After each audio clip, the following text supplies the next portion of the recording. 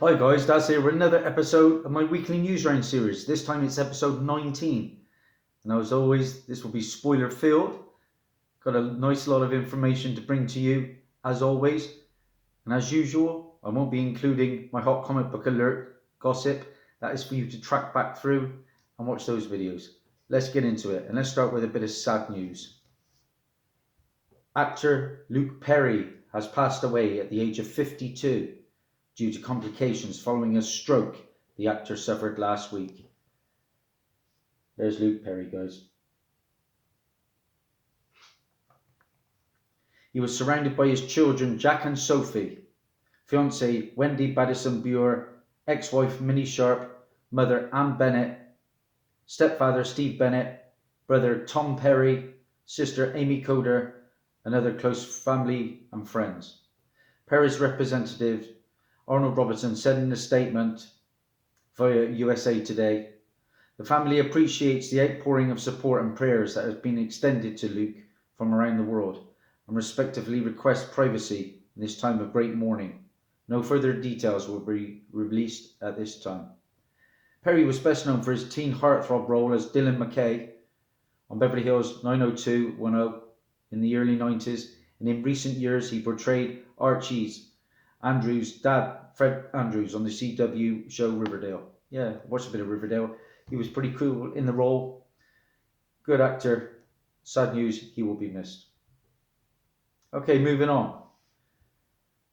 Marvel Studios president Kevin Feige says that the studio will not announce any additions to his upcoming film schedule until after Avengers Endgame, the presumed finale of Marvel's current Avengers saga, which may bring sweeping changes to the MCU. Speaking at a Captain Marvel press event, Feige explained that while Marvel has planned films, the studio won't reveal the details of what they are until after Endgame, and its immediate MCU follow-up, Spider-Man: Far From Home, has been released. As we've been doing for years, we aren't going to announce anything post-Avengers Endgame or Spider-Man Far From Home until post-Endgame and Spider-Man, Feige explained.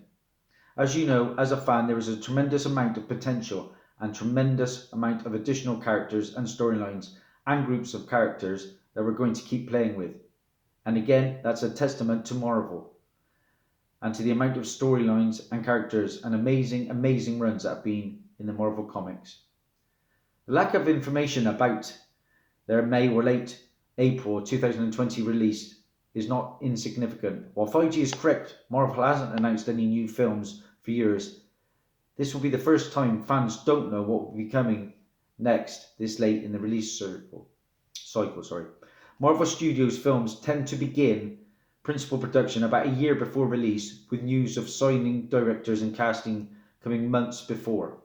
Marvel seems to be working with the cooperation of the larger Hollywood trades, who dominate first reporting such news, to keep whatever will begin production sometime in the next couple of months completely under wraps. That's not to say we know nothing of what's coming up. Marvel has confirmed that Black Panther 2, Black Widow, and Guardians of the Galaxy Volume 3 are all in the works, while plans to introduce the Eternals are in development.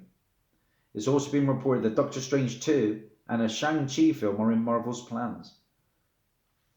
In October 2014, Marvel Studios announced a 4-year slate of 9 films scheduled to run all the way up to Avengers Endgame, which was called Infinity War Part 2 in its initial announcement. Considering that slate ran all the way up to, well, right about now, may just be about time to expect a new wave of announcements, maybe at this summer's Comic-Con International, San Diego, or Disney D23 conference. Of course, Endgame is due to hit theatres on April the 26th. Now, what are your thoughts, guys?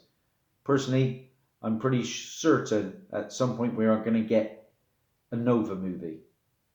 They're going to certainly go cosmic. We're certainly going to be getting a Fantastic Four and X-Men. I've been reading rumours at some point they're talking about doing an Avengers versus X-Men movie like the comics. How exciting will that be? Moon Knight is another character that's been talked about in some significant way. So, fingers crossed. I've got a werewolf by night 32. I'm ready. Exciting times ahead. Okay, moving on. What have we got? A little bit of a Fun news now. This is actor Finn Wolfhard, best known for Stranger Things. Well, Finn Wolfhard and Avengers Infinity War actress Carrie Coon are in talks to join Jason Reitman's in development Ghostbusters sequel, according to Variety. That is Carrie Coon.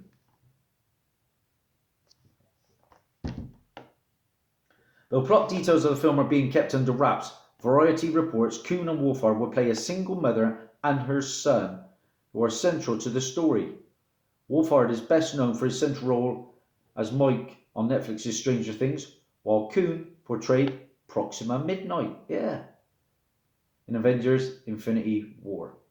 Now, Ghostbusters is planned for 2020 release date. Now, little is known other than Dan Aykroyd, Bill Murray and Ernie Hudson are slated to return.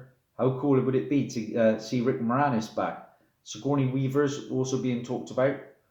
The entire original cast. Obviously Spengler is missing, sadly passed away. But they are literally sweeping that female Ghostbusters film under the carpet. And for me personally, I'm delighted with that. I could not stand seeing Bill Murray and Dan Aykroyd and Ernie Hudson playing different characters in ultimately was a very poor film. I didn't think it was funny in the slightest. The only sort of part I enjoyed was when Chris Hemsworth turned up, but he was too bungling, to be fair. Now, a lot of the female actresses that were in the Ghostbusters film are now up in arms because they're not happy that they're just being ignored in the run of Ghostbusters films. They would like to be known as Ghostbusters 3 ideally, but that's not the case. So I'm, like I say, I'm happy with that. I didn't enjoy the female Ghostbusters film, which I was a little surprised at because they had a good cast there. I just think the script writing was very lame. Moving on. Do we need any more? A third Walking Dead television series is in active development at AMC Networks. Company COO Ed Carroll mentioned the project during the company's quarterly earnings call. We're not at a stage where we'll be announcing its plans to premiere, Carroll said, but we have hired creative people that have pitched story outlines. We feel very good about this development of that series. We're not in a position to talk about partnerships in terms of other territories or ancillary windows, other than there's a healthy appetite for what it, and we've had a number of conversations with a lot of players in the space. There are currently 2 TV shows series on air, The Walking Dead and The Fear of the Walking Dead, and former series star Andrew Lincoln is set to star in his own series of spin-off movies. Additional television series have been reportedly previously included, one centered on Lauren Cohen's character. Now, yeah, Walking Dead's pretty good. Well, I'm barely through season 1, and it's not a bad watch. But 10 seasons, spin-offs, how many times can you tell the same story about zombies ultimately? Now apparently they're talking now, these zombies. You know, that's just something to keep you coming back, isn't it? But the comic series, I know, is suffering. I don't think I've picked up a Walking Dead book in forever. And they don't seem to be going off the shelves in my LCSs anyway. We'll see where it goes, but I'm not too keen on more Walking Dead. I don't know what your thoughts are. Bit of DCU news now. Will Smith has bowed out of Warner Brothers' Suicide Squad sequel, according to Variety. The blockbuster actor reportedly exited the project because the planned filming schedule conflicts with other projects Smith is involved in. The Hollywood Trade specifically says the decision was amicable and with no hard feelings. Writer-director James Gunn is reportedly aiming to begin production on Suicide Squad 2 this fall, with a reserved August 6, 2021 theatrical release date. Smith is currently filming Bad Boys for Life and is announced to be working next on a sequel to Bright with Suicide Squad director David Ayer and a 4th Bad Boys film.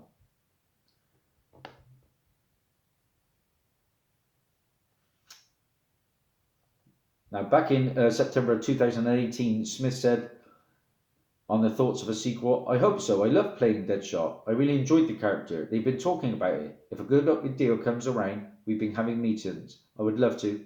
I love Deadshot." Now, I don't know. Suicide Squad for me is by far the weakest of the DCU films. My favourite still, I think, is probably Aquaman. I loved Batman versus Superman, the director's cut. Um, Wonder Woman was great. Justice League could have been better, couldn't it? Let's be honest. But it wasn't a terrible movie.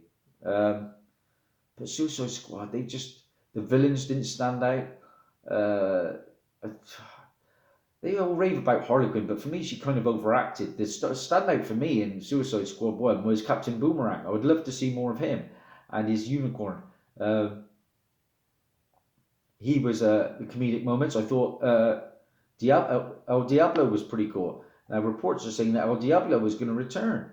Not sure about that. Once dead, you've got to stay there, I think. But like I said, wasn't a fan of Enchantress. Hated Incubus, whatever the character is. I got that first appearance. And the Minions, it was just rehashing the same old thing, wasn't it, with the Minions? Of course, then there was Joker, Jared Leto. Not too much to say about that. It was okay. It was a different take, but it for me didn't quite work. He was underutilized, if anything, in the film. I'd rather have seen Joker than Incubus and Enchantress. But there we go.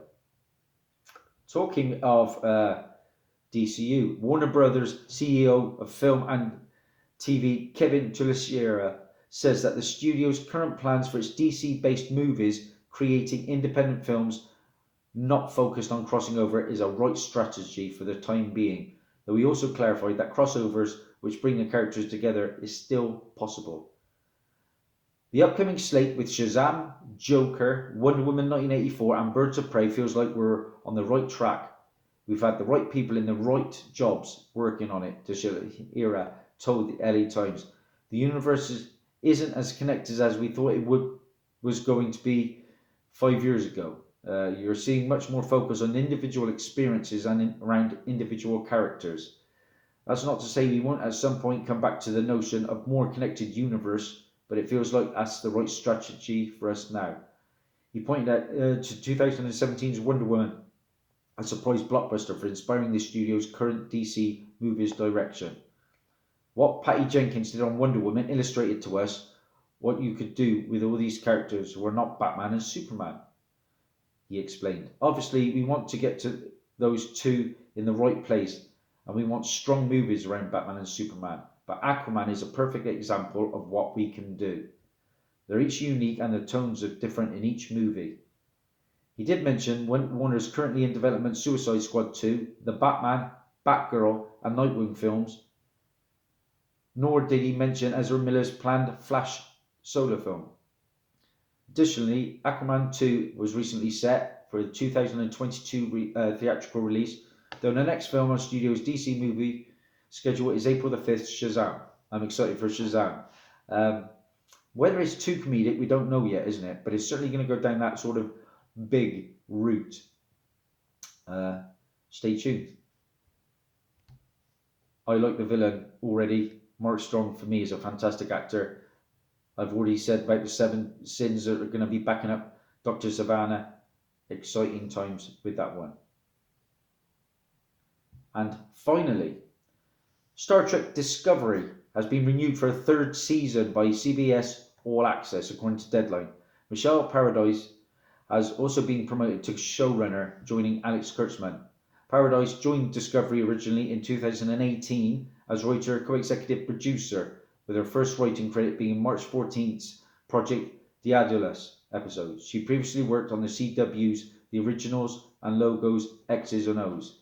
Her grasp of character and story detail, her drive and her focus have already become essential in ensuring the Trek legacy, and her fresh perspective always keeps us looking forward, said Kurtzman. Discovery's 14-episode season is underway now, with episode 7 scheduled for Thursday, The debut date for the third season has not been announced. Yeah, Star Trek. I'm basically through season one of Discovery. Um, Pretty cool what I've seen so far. Uh, for me, almost the problem with Star Trek was it never lived up to Star Wars. There was never the special effects budget that they had. The battles weren't as intense. But so far, Discovery, Touchwood with the Klingons, is not a bad show. It could be better, of course, uh, but it's okay. I'll give it about a 6.5 out of 10. Of course, we're getting Spock in season two of Discovery. That's it. That's a wrap. Not so much this week, but if you stayed to the end, thank you for watching. That's Daz over and out. Bye for now.